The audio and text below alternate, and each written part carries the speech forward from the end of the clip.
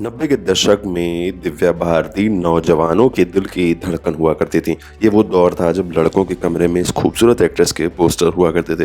दिव्या भारती ने बहुत ही कम उम्र में फिल्म इंडस्ट्री में नाम और शोहरत कमा ली थी, लेकिन 5 अप्रैल 1993 को उस मनहूस दिन ने अपनी इस शहती एक्ट्रेस को फैंस से हमेशा के लिए छीन लिया। मौत के बाद भी दिव्या भारती अपने फैंस के दिलों में आज भी जिंदा है। शायद ही कोई एक्ट्रेस होगी जिसे निधन के बाद आज भी इतना याद किया जाता है। इसकी एक बड़ी वजह उनकी खूबसूरती के साथ साथ रहस्यमयी मौत भी है। रिपोर्ट्स के मुताबिक दिव्या की मौत उन्हीं के अपार्टमेंट की 5वीं मंजिल से गिरने से हुई थी। उस दौरान किसी ने एक्ट्रेस की मौत को हादसा बताया तो किसी ने आत्महत्या।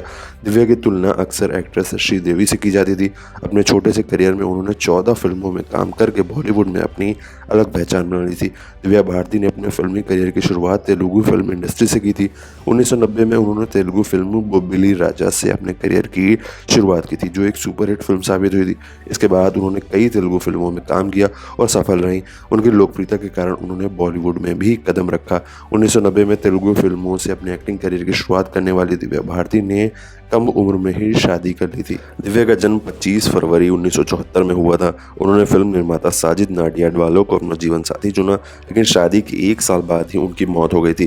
दिव्या भारती के निधन से काफी बवाल मचा था। उनके पति साजिद नाडियाडवाला पर भी कई गंभीर आरोप लगाए गए थे। बॉलीवुड में दिव्या भारती की एंट्री फिल्म विश्वात्मा से हुई थी। दिव्या भारती की पहली ही फिल्म सुपरहिट साबित हुई थी। इसके बाद उन्होंने गोविंदा के साथ फिल्म शोला और शबनम की थी। इसी के सेट पर दिव्या की मुलाकात साजिद नाडियाडवाला से हुई थी। पहली मुलाकात दोस्ती में बदली और फिर दोनों रिलेशनशिप में आ गए।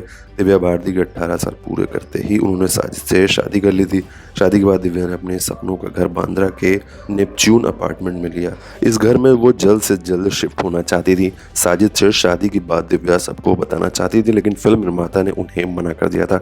साजिद को डर था कि शादीशुदा एक्ट्रेस को कोई काम नहीं देगा।